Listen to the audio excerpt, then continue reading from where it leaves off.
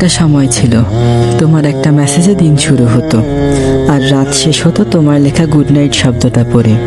কেমন করেই যেন সব বদলে গেল। এখন সকালগুলো একা কাটে, রাতগুলোও নিঃশব্দ।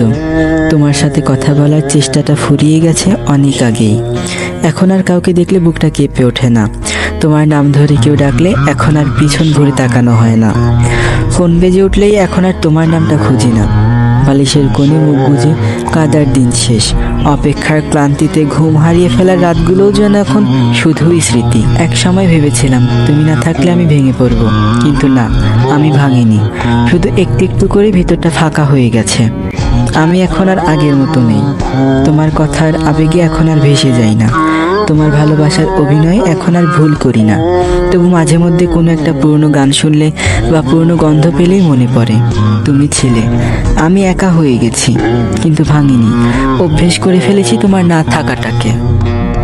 আজকাল কেউ জিজ্ঞেস করে না কেমন আছো, আর আমি নিজেও কাউকে বলি না ভালো থেকো। তোমার প্রতি ভালোবাসাটা যেন এখন অভিমান হয়ে গেছে, আর অভিমানটা পরিণত হয়েছে নীরবতায়। জানো, ভালোবাসা থেকে সরে আসা কঠিন, কিন্তু তার থেকেও কঠিন হলো তোমাকে মুছে ফেলা। এখন তুমি শুধু একটা নাম নও, তুমি একটা সময়, একটা অধ্যায়, একটা দীর্ঘশ্বাসের নাম, যেটা আমি বুকের গভীরে চুপ করে বয়ে বেড়াই। হয়তো কোনোদিন তোমার সাথে আর দেখা হবে না, কথাও হবে না, তবু একটা ছোট্ট জায়গা তোমার জন্য রেখে দেব, কারণ তুমি একদিন আমার পুরোটা জীবন জুড়ে ছিলে।